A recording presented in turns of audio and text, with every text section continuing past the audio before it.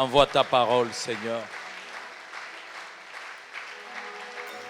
Envoie ta parole, Seigneur. Et guéris-nous. Amen. Merci. Cela fait du bien, vous savez. C'est dans cette occasion que nous avons la possibilité de nous retrouver ensemble et de pouvoir nous saluer les uns les autres. Ouvrez votre Bible dans Néhémie chapitre 2. Je vais lire verset 1 au verset 5 comme premier texte. Au mois de Nissan, la 20e année du roi Artaxerxès, comme le vin était devant lui, je pris le vin et je l'offris au roi. Jamais je n'avais paru triste en sa présence. Le roi me dit, pourquoi as-tu mauvais visage? Tu n'es pourtant pas malade, ce n'est peut-être qu'un chagrin de cœur. Je fus saisi d'une grande crainte. Et je répondis au roi, que le roi vive éternellement. Comment n'aurais-je pas mauvais visage lorsque la ville où le sépulcre de mes pères est détruite? Où sont les sépulcres de mes pères? Cette ville est détruite et que ses portes sont consumées par le feu. Et le roi me dit, que demandes-tu? Et j'ai prié les dieux des cieux et j'ai répondu au roi. Si le roi le trouve bon, et si ton serviteur lui est agréable, envoie-moi en Juda vers la ville des sépulcres de mes pères et que je la rebâtisse. Le deuxième texte que nous allons prendre, c'est Psaume 23. Le Psaume 23, vous savez, le Psaume 23 que nous connaissons bien, que nous aimons bien. Psaume 23. Nous allons lire seulement le verset 3. Il restaure mon âme. Il me conduit dans les sentiers de la justice à cause de son nom. Et nous allons terminer par le texte de Ésaïe, chapitre 58, le verset 12. Les tiens rebâtiront sur d'anciennes ruines. Tu relèveras des fondements antiques. On t'appellera réparateur des brèches, celui qui restaure les chemins et qui rend le pays habitable. Nous disons Amen à la parole de Dieu. Merci, mettez-vous. Donc, le message que Dieu a mis dans mon cœur pour nous aujourd'hui, ce matin, ce jour-ci, s'intitule « Jésus-Christ, le réparateur des brèches ». Jésus-Christ, le réparateur de brèches. En méditant sur cette parole, surtout sur ce texte de Néhémie, j'ai dû revoir ce qui s'est passé dans ma vie après mon baptême. En fait, j'ai donné ma vie à Jésus-Christ un certain février 1985, mais c'est quelques mois plus tard seulement, je crois 6 mois, je pense, que je suis passé par le baptême. Et c'est le même jour où j'ai été baptisé d'eau par immersion. C'est le même jour, quelque temps après, que j'ai aussi vécu le baptême du Saint-Esprit. Je n'ai jamais oublié. Et comme nous avions passé toute une nuit de prière et que le baptême s'était passé dans la journée, après cela, je suis rentré à la maison, j'ai dormi.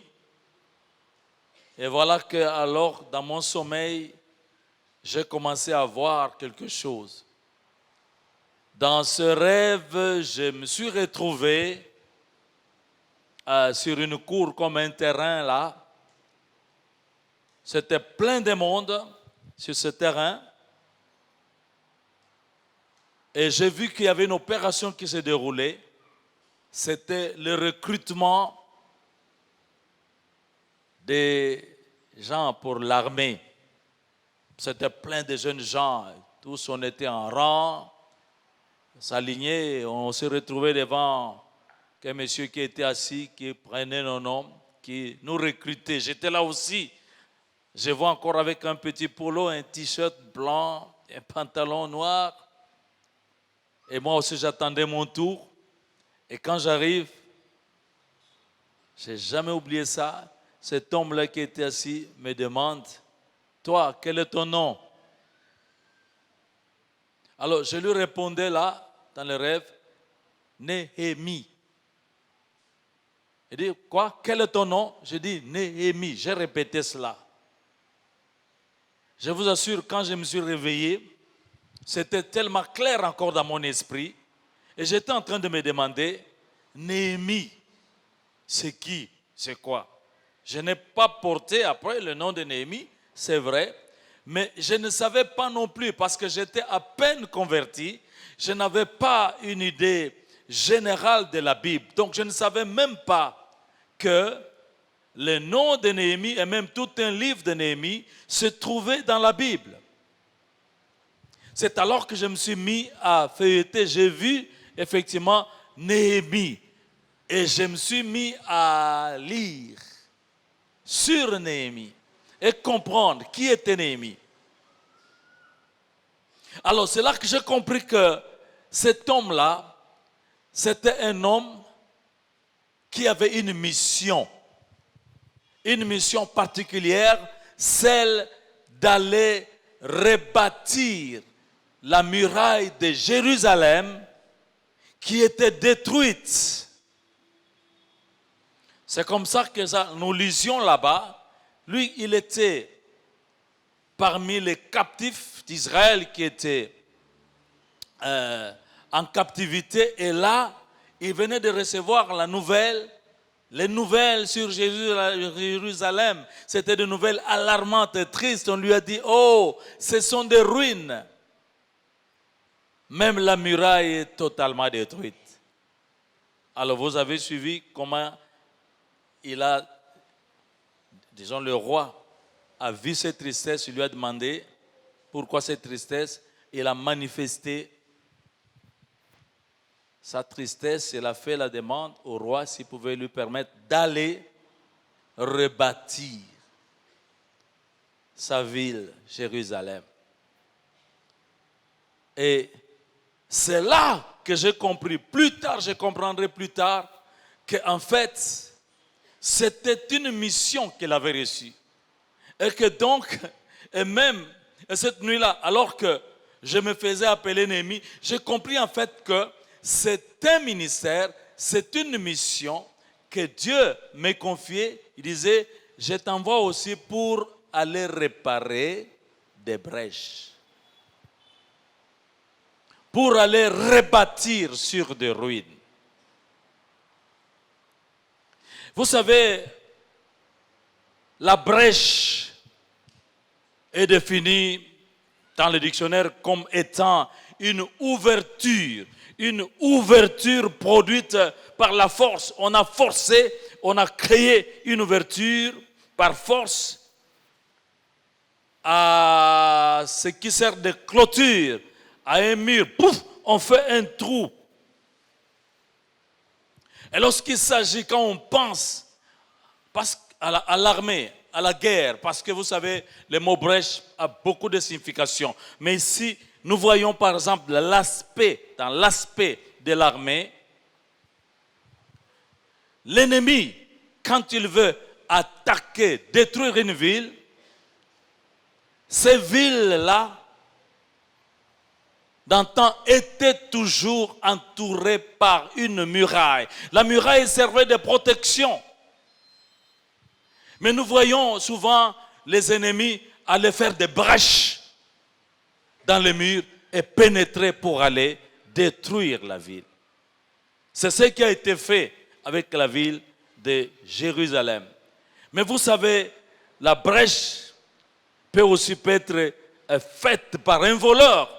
Il y a des voleurs au niveau d'une maison, ils font une brèche, ils entrent par le trou pour aller dérober, pour aller voler.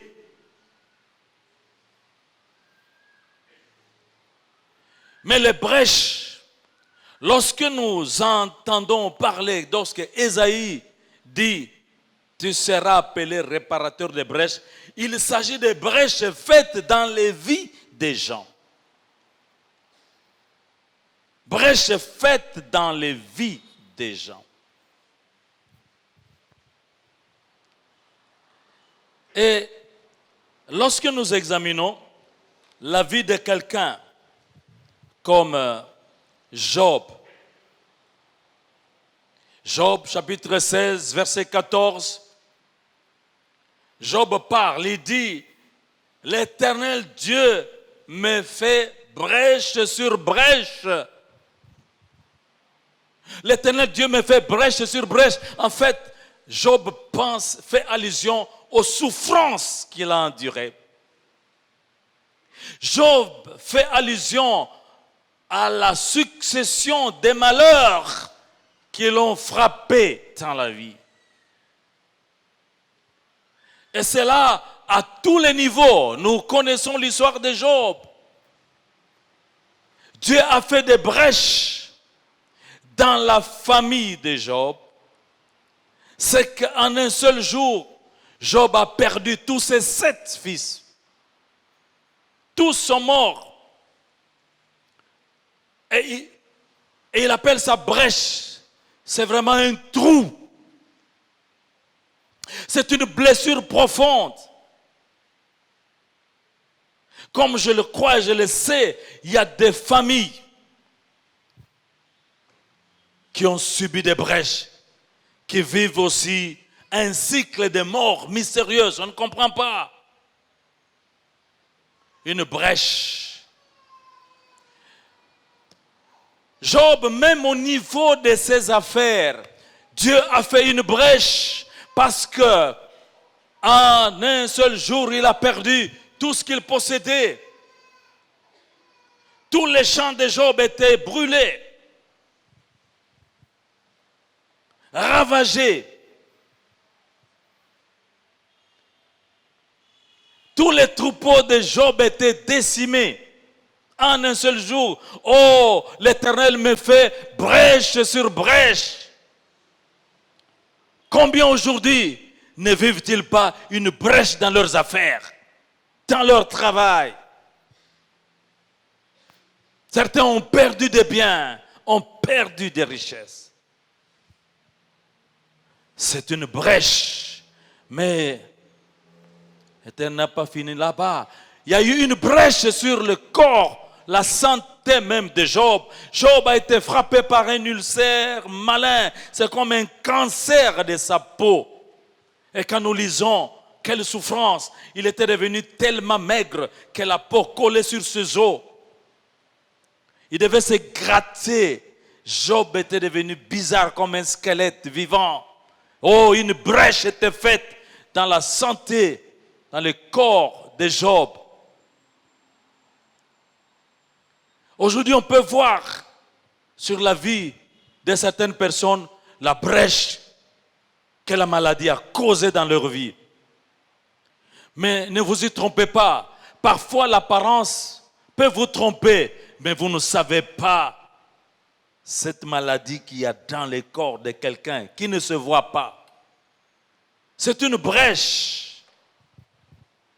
Oui, je disais, les brèches ici, ce sont des plaies profondes qui ont ravagé la vie de bien des personnes, qui ont ruiné la vie de certaines personnes. Les causes sont nombreuses.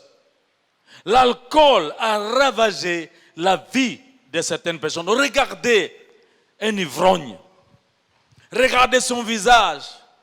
C'est parfois un visage bouffi, des yeux rouges, mais certains portent des haillons, c'est pas moi, ils sont envahis par la pauvreté à cause de l'alcool, au point que l'alcool a même atteint la santé jusqu'à provoquer la cirrhose du foie. Les ivrognes, ce sont des personnes dont les vies sont ravagées. Regardez les fumeurs, la cigarette, comment elle a défiguré des personnes. La cigarette. Vous regardez, d'abord vous approchez la bouche, ça sent pas bon. Regardez les dents, ont changé de couleur à cause du tabac. Et ensuite, parfois les doigts sont devenus noirs. Et que dire des poumons qui peut-être même aujourd'hui souffrent d'un cancer sans que la personne l'ignore et l'ont tous indéfiniment. Voilà les dégâts que le tabac, la cigarette peut causer. C'est des brèches. Pour certains, c'est la drogue. Ils sont devenus dépendants de la drogue. Oh, quand je regarde des jeunes gens, des gens qui se droguent, la couleur des yeux a totalement changé. Ils sont devenus malades. S'ils ne prennent pas ça, ils ne peuvent pas raisonner. Ils ne peuvent plus se contrôler.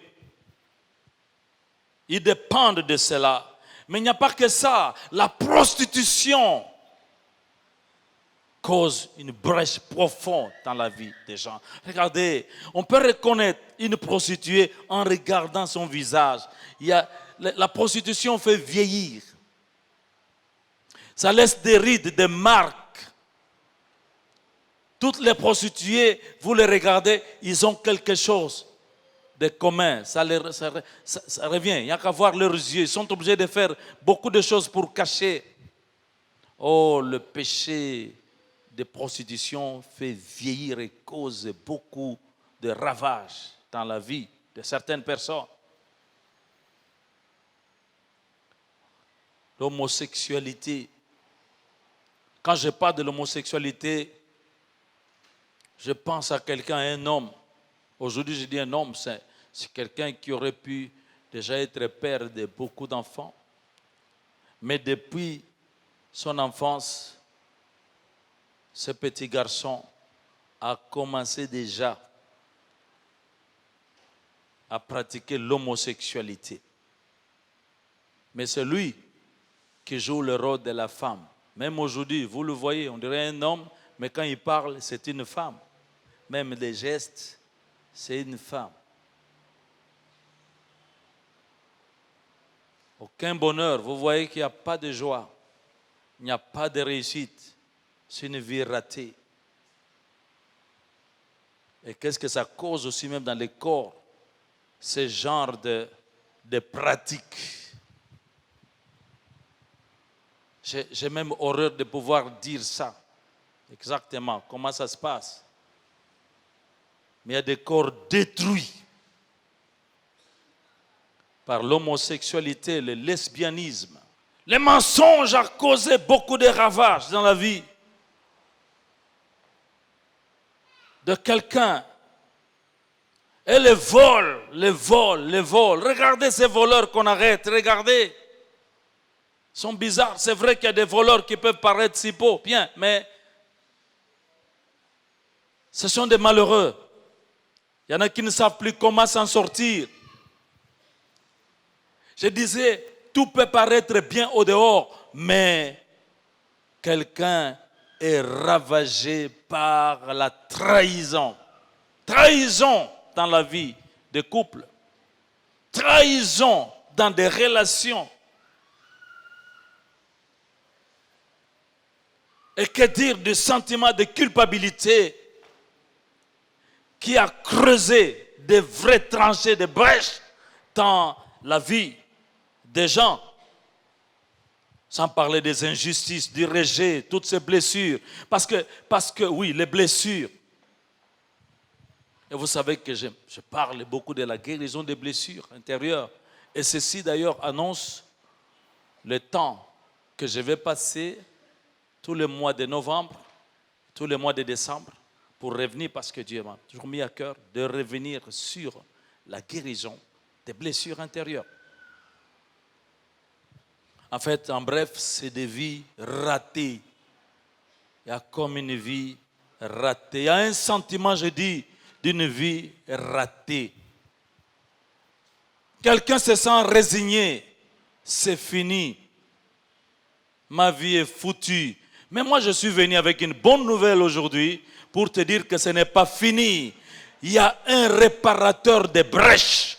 Et quand il répare parfaitement. Son nom, c'est Jésus-Christ. Oui. Lui seul peut le faire. Ce que l'homme ne peut pas faire, lui, il va le faire. C'est lui qui dit, venez à moi, vous tous qui êtes fatigués, vous tous qui êtes ruinés. Venez à moi. Je vais vous donner du repos. Je vais vous restaurer.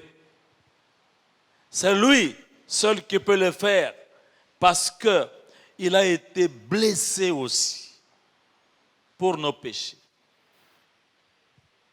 Regardez ce qu'on a fait de lui, ce qu'il a subi. Son dos a été lacéré, des plaies profondes. Et le sang s'est coulé. Son ventre, par des fouets qui arrachaient la peau. Regardez sa tête, une couronne d'épines plantée dans sa tête. Donc chaque épine s'enfonçait au point de laisser chaque fois une brèche et le sang s'écoulait. Mais la Bible dit qu'il a été blessé pour nous, des péchés, pour nos péchés.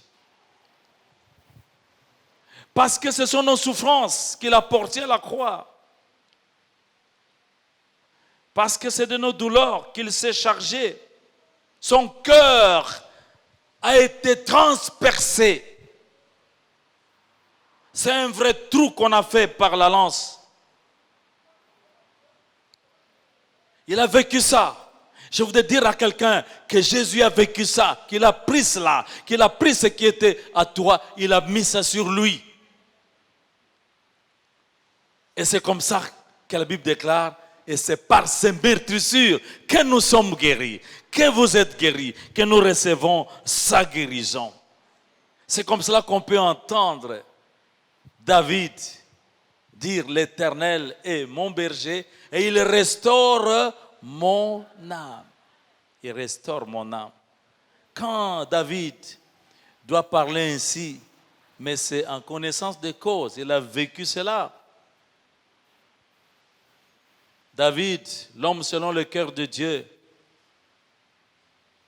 mais une brèche a été faite dans sa vie parce qu'il a commis l'adultère avec la femme de son serviteur, Uri. Il a même fait tuer Uri, son serviteur, dans l'espoir de pouvoir cacher la chose. Et toute une année, il vivait comme ça. Apparemment bien, c'est toujours le roi qu'on respectait. Mais il y avait un problème. Il a fallu attendre 1 an après pour que le prophète Nathan lui parle et lui dise la vérité. Et lui dise de la part du Seigneur, tu as commis ce péché, tu mourras. On peut se balader, mais on a un profond sentiment de culpabilité. Pourquoi? La peur que cela se sache. La peur du jugement. Mais David, l'homme selon le cœur de Dieu, quand il a entendu ça en face, vous savez, il a déchiré ses vêtements. Il s'est humilié pour dire, oh, je suis né dans l'iniquité. Ma mère m'a conçu dans l'iniquité. Pardonne-moi, Seigneur. Purifie-moi par l'hysope. Purifie-moi. Dieu lui a pardonné. C'est comme ça qu'on peut entendre David dire, l'Éternel est mon berger, il restaure mon âme. Laisse-moi te dire, il y a un grand travail de restauration des âmes, de réparation des brèches que le péché a causées dans la vie de quelqu'un. Jésus seul peut le faire.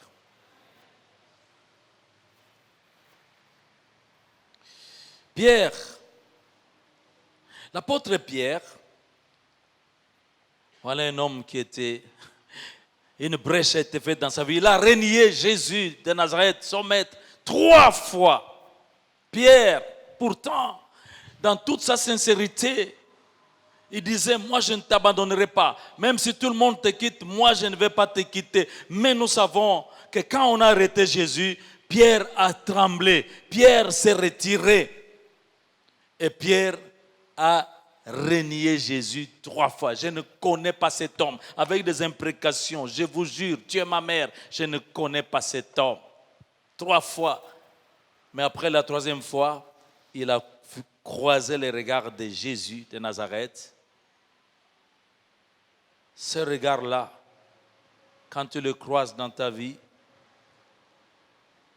c'est un regard qui te montre tout. C'est un regard qui pénètre, qui met toute ta vie à nu. Pierre a pleuré amèrement. Mais Jésus l'a guéri, Jésus l'a restauré. Amen. Après la résurrection, le ressuscité Jésus est apparu encore à Pierre.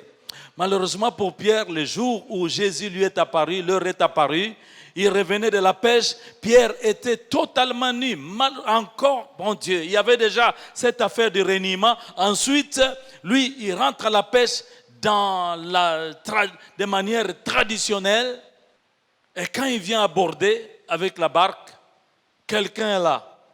Il dit, enfant, vous n'avez rien à manger? C'est Jean qui lui a dit, Pierre, c'est le Seigneur. Ouh là là. Et vous savez comment il a fait? Il a plongé dans les eaux. Donc, je ne sais pas quand il ressortait des eaux, il s'est dit, c'est fini pour moi. Parce que,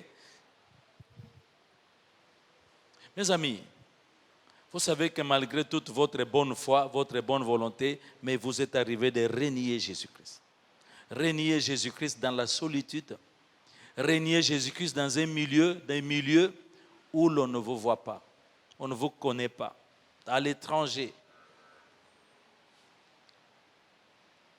Et puis Jésus appelle Pierre et les disciples qui étaient là, venez, venez. Il avait déjà allumé un feu, il avait déjà grillé un peu de poisson, de thomson.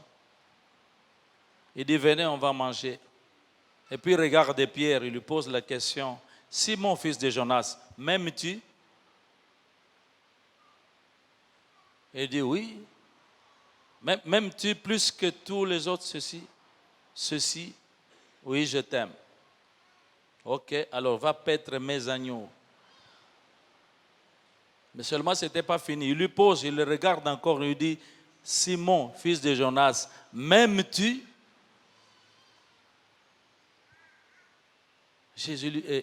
Simon Pierre dit, mais je t'aime. Seulement Jésus n'a pas fini. Une 3e fois, Simon, fils de Jonas, m'aimes-tu? Alors là, je ne sais pas, mettez-vous à la place de Pierre. C'est dit, certainement aujourd'hui, c'est le règlement de compte.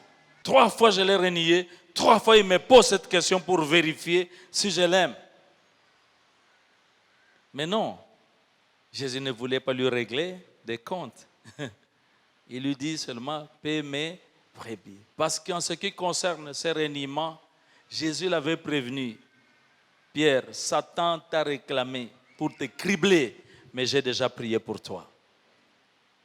Il a pardonné Pierre, il l'a restauré, il l'a renouvelé, au point qu'au jour de la Pentecôte, c'était un autre homme qui prêchait avec puissance, 3000 personnes converties. Au point que, quand Pierre exerçait le ministère, même son ombre, les malades qui passaient seulement là où il y avait l'ombre de Pierre étaient guéris. Oh, quand Jésus restaure, il restaure parfaitement bien. Alléluia. Les timides peuvent devenir des audacieux. Les faibles deviennent forts. Les gens rejetés sont accueillis et restaurés. Alléluia. Réparateur des brèches. Réparateur des brèches.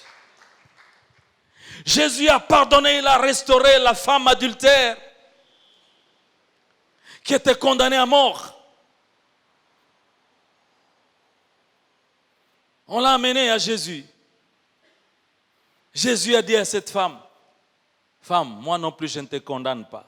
mais va et ne pêche plus. Dans cette parole, Jésus non seulement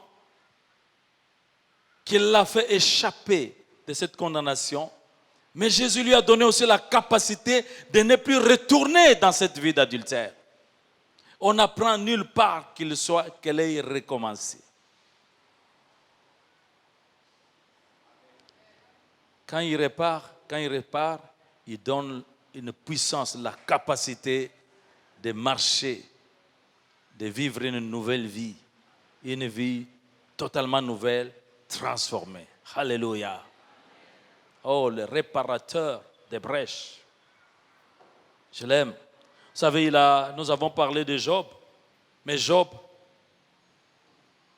qui a dit, il me fait brèche sur brèche à tous les niveaux, mais quand le Seigneur a commencé à réparer, il a commencé aussi à réparer la vie de Job, brèche après brèche. C'est-à-dire quoi? Une brèche a été faite dans le corps de Job. Sa santé était détruite, mais le Seigneur a commencé par guérir Job. Il l'a guéri. Job a retrouvé une santé parfaite. Laisse-moi te dire, même si la brèche a mené une destruction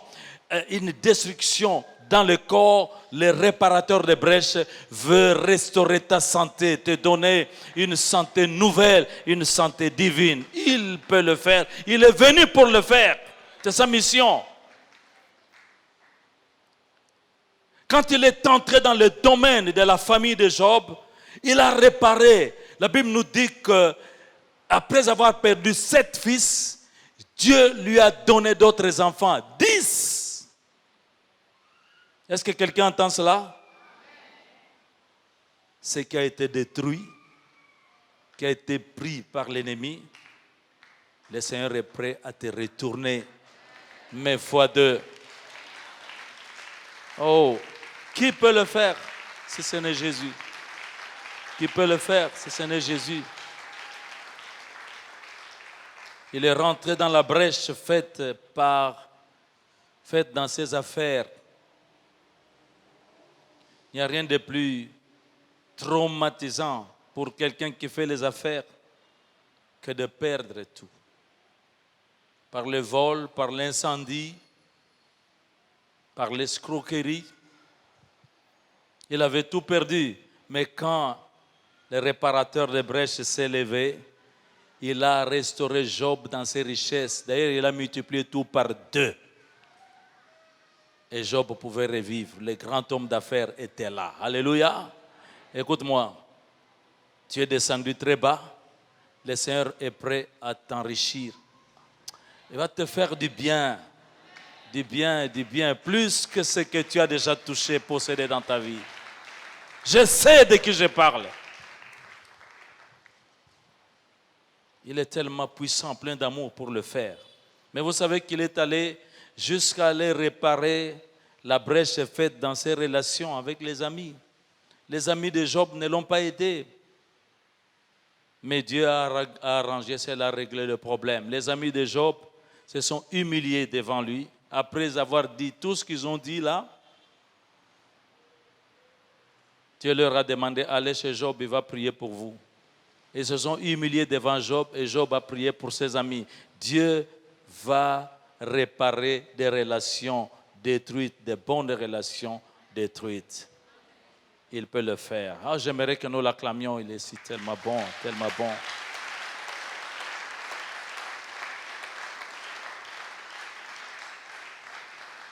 Car ta bonté vaut mieux que la vie. Car ta bonté vaut mieux que la vie. Mes lèvres célèbrent tes louanges, car ta bonté vaut mieux que la vie. Quand il répare, il renouvelle. Alléluia. Vous savez, l'apôtre Paul, c'est un serviteur qui a connu beaucoup d'épreuves. Beaucoup d'épreuves. des déceptions, des trahisons, des emprisonnements. Au point que un jour il a dit, parfois dans nos épreuves, dans nos problèmes, nous ne savons même pas comment prier. Nous ne savons pas ce qu'il nous convient de demander dans nos prières. Nous ne savons pas. Il y a un moment où tu ne sais plus très bien comment prier. Comment le faire. Mais le même Paul, dans les versets qui suivent, plus tard, plus loin, il va dire, mais nous savons aussi que toutes choses concourent au bien de ceux qui aiment Dieu, qui sont appelés selon son dessein. Alléluia. Ça veut dire quoi? Quand il restaure quelqu'un comprend que toutes ces brèches faites, ces problèmes-là, ce n'était pas pour tuer. Non, mais pour façonner l'homme. Pour raffermir l'homme. Laisse-moi te dire, les brèches sont là, il va les réparer, il va fermer, mais pour te rendre plus ferme. Et tu pourras dire comme Paul, mais alors si Dieu est pour moi, qui sera contre moi? Mais dans toutes ces choses, je suis plus que vainqueur. Ce n'est même plus moi qui vis d'ailleurs, mais c'est Jésus-Christ qui vit en moi. Alléluia. Joseph, voilà un jeune homme qui a connu des brèches dans sa vie. Ses propres frères l'ont haï. Ils l'ont vendu comme esclave aux Égyptiens. Nous connaissons l'histoire. Ça a pris je ne sais combien d'années. Mais un jour, Dieu l'a relevé. Dieu l'a élevé. Nous savons qu'il est monté très haut aux côtés des pharaons. Mais c'est dans ce moment-là que Dieu va permettre que Joseph, que les frères de Joseph se retrouvent encore devant Joseph qui était devenu une grande autorité. C'est par lui que les gens pouvaient survivre pendant ce temps dur de famine, des épreuves. Et aussi les frères de Joseph allaient aussi en Égypte un jour. Vous savez, Joseph les voyait. Mais ils ne le reconnaissaient plus. Oh, quand Dieu fait quelque chose dans ta vie, quand il répare, toi tu vas reconnaître les gens, mais les gens ne vont plus te reconnaître. Et quand il s'est présenté devant ses frères, je suis Joseph que vous avez vendu pour être mené ici en Égypte. C'était la panique. Mais c'est Joseph qui vient consoler encore ses frères pour dire non, ne soyez pas troublés, ne soyez pas fâchés. Ce n'est pas vous qui m'avez envoyé en Égypte, mais c'est Dieu qui m'a envoyé ici dans ce pays pour opérer une grande délivrance pour vous. Autrement dit, toutes ces choses ont concouru à mon bien. J'ai béni Dieu pour ceux qui ont été mes bourreaux, ceux qui m'ont causé beaucoup de douleurs, beaucoup de brèches, parce que sans eux, je ne serais pas ce que je suis devenu aujourd'hui. J'ai pardonné. Je ne ressens plus de ressentiment. Parmi les bourreaux, il y en a qui sont encore en vie. Mais j'ai pris, j'ai béni, et même je suis prêt à apporter de l'aide. Ah, c'est merveilleux. Tu étais déshonoré. Mais maintenant, après la réparation, tu es honoré. Ne sois pas triste. Tu parles à quelqu'un. Jésus dit, je peux encore réparer cette brèche qui a été faite dans ta vie. Oh mon Dieu. Je vais terminer par cette histoire. Je pense que vous connaissez un homme qui est devenu très réputé aujourd'hui, un médecin, docteur Mukwege. Combien parmi vous entendent parler de ce docteur Mukwege? Amen. Et c'est un médecin qui travaille à l'est du pays, n'est-ce pas? À l'est où il y a toutes sortes de milices, de tueries, tout ça. Il y a beaucoup d'abus, de violences sexuelles. Et lui travaille sur les victimes, les femmes violentées sexuellement. D'ailleurs, on a l'habitude de l'appeler le réparateur des femmes. Ce médecin est honoré à travers le monde parce que il est, comme ils le disent, le réparateur des femmes. Des femmes victimes de violences sexuelles. Quand Dieu a permis que je me rende à Bukavu, dans le cadre du ministère, j'ai demandé à ce que j'aille voir, visiter l'hôpital de Panzi, cet hôpital où l'on soigne les victimes de violences sexuelles. Dieu merci, quand je suis allé, j'ai pu quand même convaincre les responsables pour que je puisse parler à quelques femmes victimes. On m'a amené 2 femmes. Il y a une maman, c'était déjà une maman. Je pense que si je n'oublie pas, elle devait avoir déjà 5 enfants. Et puis on m'a amené aussi une jeune fille de 9 ans. Celle-là, on m'avait prévenu, pasteur, quand il va venir, ça va sentir mauvais, ça va sentir l'urine. Mais il faut comprendre, c'est à cause des dégâts qui ont été faits. Parce qu'elle a été violée, cette fille de 9 ans a été violée par 7 hommes. 7. Alors ils ont déchiré totalement tout l'appareil génital.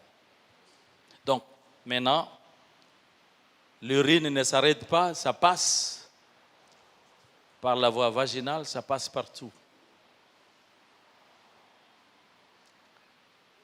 9 ans.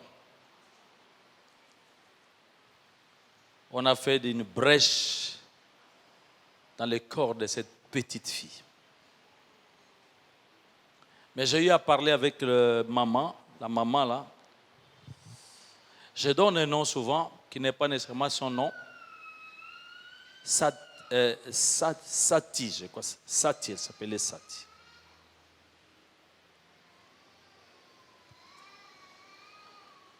Je dis, maman, raconte-moi un peu l'histoire. Généralement, c'est secret, hein? Les dossiers secrets. On ne pénètre pas dans la vie de ces gens. Ils ont accepté parce que je suis pasteur et je me suis expliqué, Dieu les a convaincus. Et cette femme s'est mise à me raconter l'histoire. En fait, ils avaient été attaqués dans leur village par des miliciens. Ils ont fait beaucoup de dégâts dans le village. Et puis ils sont entrés dans leur maison. Ils ont tabassé, frappé sérieusement son mari et sont partis avec son mari. Ils étaient répartis, mais il y en a un des bourreaux qui est retourné là-bas. Quand il retourne, il dit, mais donne-moi de l'argent. Donne-moi l'argent. Il dit, je n'ai pas l'argent. Donne-moi l'argent, sinon je te tue. Mais je n'en ai pas. Alors bien sûr, l'homme s'est mis à frapper durement cette femme et lui a cassé le bras. Donc quand j'étais en train de parler avec elle, on venait de retirer le plâtre il n'y a pas longtemps. Il l'a frappé. Cet homme a pris même une machette, l'a fracassé sur la tête de cette femme. Moi, je ne voyais que la cicatrice parce qu'il y a une partie des cheveux qui n'existait plus. Mais ce n'est pas fini. Après l'avoir rossé comme ça, cet homme a abusé d'elle. Elle l'a violée méchamment. Donc, j'étais en face d'une femme qui était en grossesse, enceinte de 6 mois, enceinte de ce bourreau-là. Vous savez, il y a des histoires pas faciles à écouter. Hein?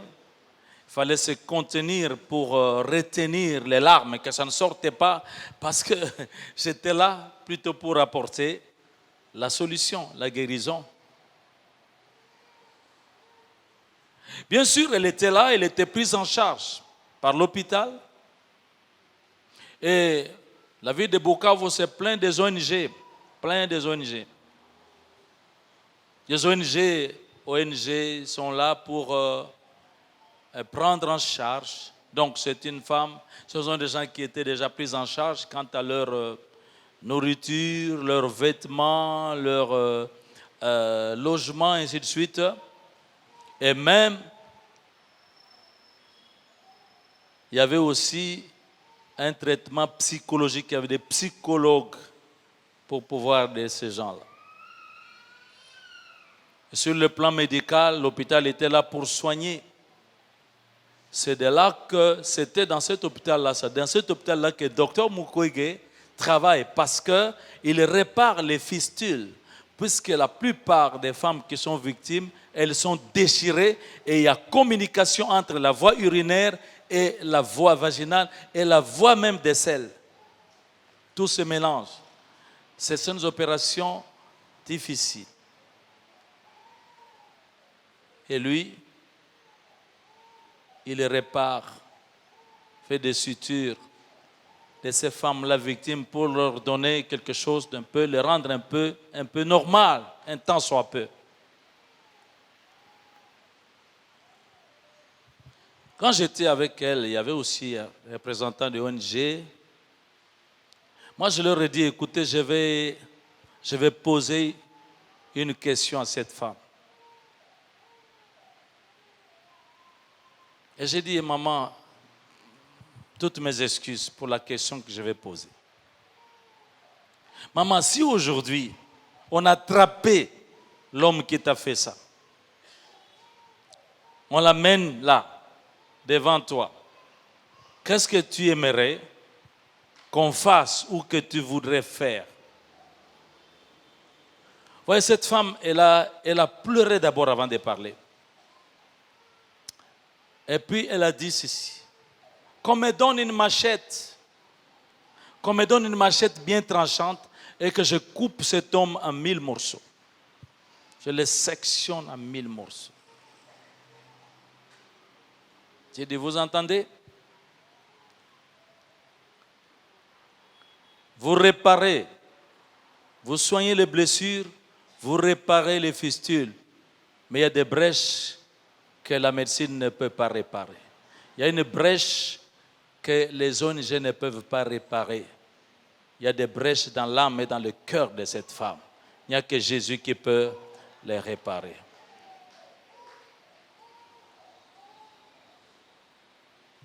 Alors j'ai commencé à lui parler de Jésus. Jésus. Je lui ai montré qu'à la croix, Jésus était victime de violences aussi. Il n'a rien fait de mal. Il est venu annoncer la bonne nouvelle. Il n'a fait que du bien. Mais voilà ce qu'on a fait de lui.